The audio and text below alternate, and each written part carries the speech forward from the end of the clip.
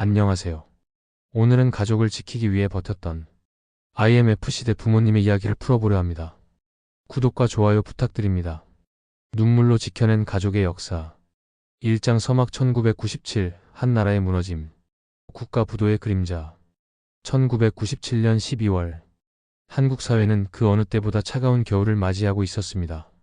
달러 환율이 연일 사상 최고치를 경신하며 대기업 부도 사태가 잇따르고 있어 정부는 국제통화기금, 즉 IMF에 긴급 구제금융을 요청.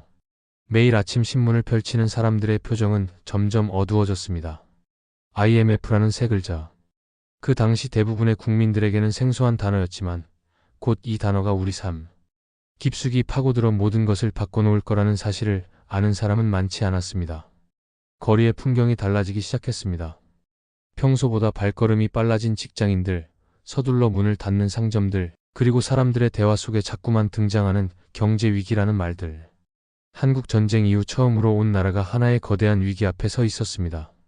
하지만 그 누구도 이 위기가 얼마나 오래 갈지, 우리의 일상을 얼마나 뿌리부터 흔들어 놓을지 알지 못했습니다. 2장 일상의 붕괴. 아버지의 실직, 어머니의 눈물. IMF 외환 위기는 통계와 숫자로만 기록되지 않습니다. 그것은 수백만 가정의 밥상 위로, 아이들의 일상 속으로, 부모들의 잠 못 이루는 밤속으로 파고들었습니다. 당신 오늘 회사에서 1998년 어느 겨울 저녁, 평소보다 일찍 집에 돌아온 아버지의 표정에서 온 가족이 무언가를 직감했습니다.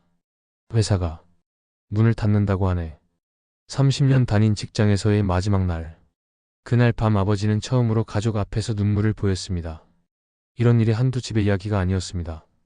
전국적으로 매일 100개가 넘는 기업들이 부도를 내고 문을 닫았고 하루에 수천 명의 가장들이 직장을 잃었습니다. 25년간 운영했던 작은 구멍가게를 접어야 했던 어머니들, 가족의 유일한 수입원이었던 택시를 팔아야 했던 아버지들. 어제까지 안정적이라고 믿었던 모든 것들이 하루아침에 무너져 내렸습니다. 아이들은 어른들의 표정이 달라진 것을 가장 먼저 알아차렸습니다. 엄마 왜 자꾸 한숨을 쉬세요? 아빠 왜 요즘 잠을 못 자세요? 하지만 어른들은 대답 대신 쓸쓸한 미소만 지었습니다. 3장 생존의 몸부림거리로 나선 부모들. 자존심도 체면도 사치가 되어버린 시절이었습니다. 새벽 3시 중앙시장 입구. 정장 차림으로 출근하던 40대 아버지가 이제는 작업복을 입고 하루 일당 3만 원의 막노동을 위해 줄을 서고 있습니다. 살기 위해서는 무엇이든 해야 한다는 절박함만이 그들을 지탱해 주었습니다. 아가씨 양말 어때요? 새 켤레에 10,000원이에요. 백화점에서 쇼핑을 즐기던 어머니들이 이제는 지하철역 입구에서 좌판을 펼쳤습니다. 처음에는 아는 사람이 지나갈까봐 고개를 숙이고 있었지만 시간이 지나면서 그런 것도 사치라는 걸 깨달았습니다.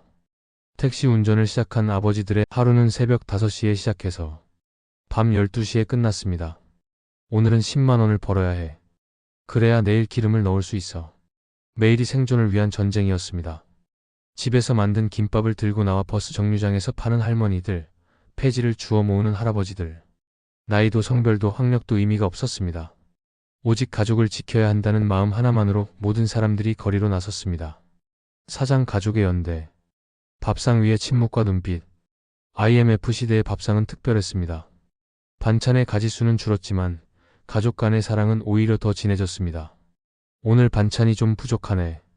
어머니의 걱정 섞인 말에 아버지가 답했습니다. 이거면 충분해. 우리 가족이 함께 있는 게 제일 중요하지. 아이들의 학원비가 끊겼을 때 부모들은 아이들 앞에서 눈물을 보이지 않으려 애썼습니다. 대신 요즘은 집에서 공부하는 게 더 좋대 엄마. 아빠가 직접 가르쳐 줄게라며 웃음을 지으려 노력했습니다. 우리 아들 새 운동화 사달라고 안 하니? 괜찮아요. 이거 아직 멀쩡해요. 10살 아이의 낡은 운동화 밑창이 떨어져 나갔지만 그 아이는 아무렇지 않다는 듯 말했습니다. 부모의 마음을 아는 아이들은 이렇게 빨리 어른이 되어갔습니다. 저녁 식사 시간, 온 가족이 모여 앉아 있지만 말수는 적었습니다. 하지만 서로를 바라보는 눈빛만으로도 충분했습니다. 힘들어도 함께 이겨내자는 메시지가 말없이 전해졌습니다. 할머니가 모은 헌 금팔찌를 내놓으며 이걸로 쌀이라도 사라고 하시던 날, 온 가족이 눈물을 흘렸습니다. 위기 속에서 더욱 단단해진 가족의 연대, 그것이 그 시대를 버텨낸 진짜 힘이었습니다. 5장 세대의 상처. IMF 키즈의 성장통 1997년. 당시 초등학생, 중학생이었던 아이들. 지금의 30대, 40대가 된 그들을 우리는 IMF 세대라고 부릅니다. 왜 우리 집만 이런 거야? 친구들은 새 학용품을 사오는데 자신은 작년 것을 써야 할 때 왜 다른 애들은 학원을 다니는데 나는 못 가는 거야? 라고 물어볼 때 부모들은 어떻게 대답해야 할지 몰랐습니다. IMF 키즈들에게는 특별한 현실 감각이 생겼습니다. 마트에서 물건 값을 비교하는 어머니 옆에서 이게 더 싸요 엄마 라고 말하는 8살 아이, 아빠 힘들면 내가 알바할게 라고 말하는 중학생. 그들은 너무 일찍 어른의 세계를 이해해야 했습니다. 학급에서 도시락을 혼자 먹는 아이들이 늘어났습니다. 급식비를 내지 못하는 가정이 늘면서 학교에서는 몰래 도시락을 준비해주는 선생님들이 있었습니다. 선생님이 만든 건데 같이 먹을래?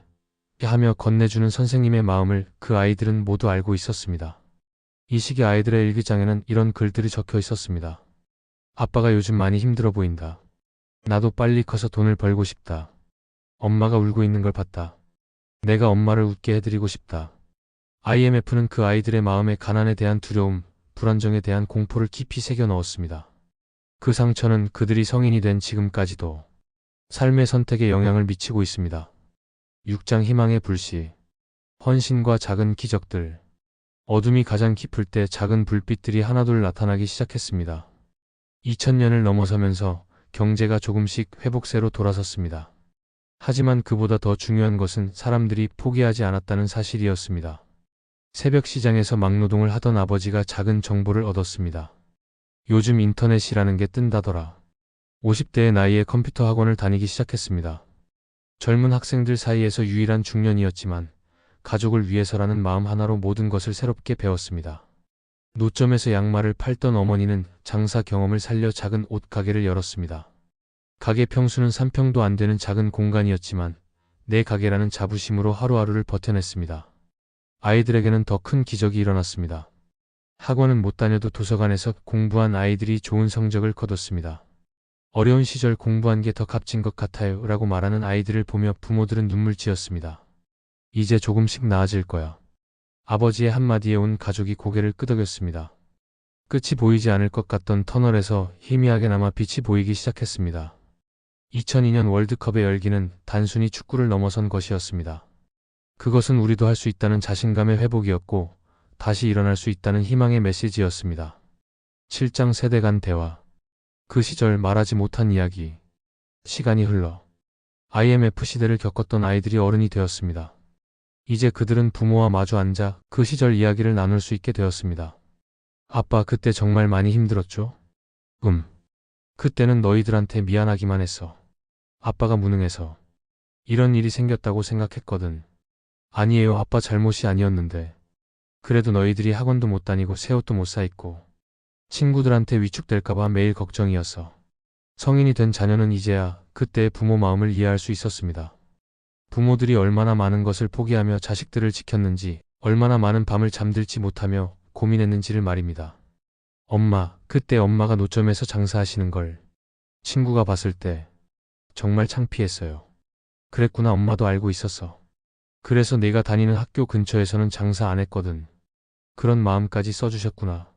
엄마는 창피한 건 괜찮았어. 다만 너희들이 상처받을까봐 그게 제일 걱정이었지. 이런 대화를 통해 서로의 마음을 처음으로 진실되게 나누게 되었습니다. 그제서야 자녀들은 그때 고마웠다고 말할 수 있었고 부모들은 그때 미안했다고 말할 수 있었습니다. 아빠, 엄마 덕분에 지금의 제가 있는 것 같아요. 그때 보여주신 모습이 제 인생의 가장 큰 가르침이었어요. 그 말을 들은 부모의 눈에 눈물이 맺혔습니다.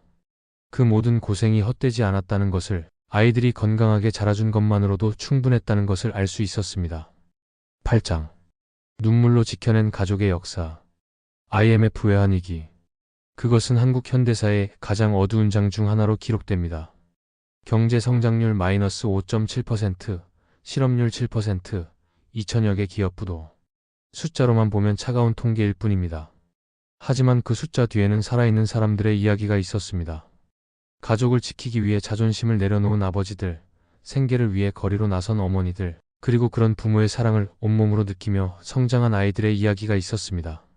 그들은 역사책에 이름이 기록되지 않는 무명의 영웅들이었습니다. 하지만 그들이 흘린 눈물과 땀, 그들이 견뎌낸 고통과 희생이 오늘날 대한민국의 기반을 만들었습니다.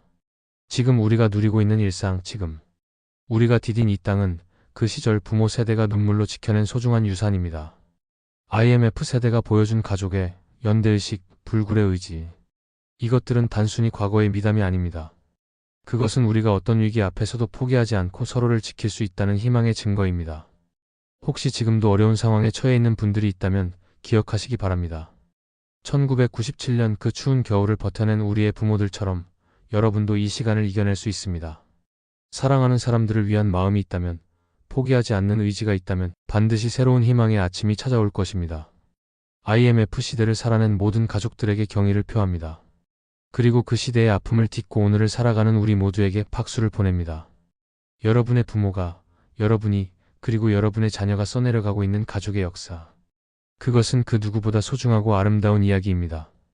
이 대본은 IMF 시대를 겪은 평범한 가족들의 이야기를 통해 그 시대의 아픔과 희망을 모두 담아내려 했습니다. 시청해 주셔서 감사합니다.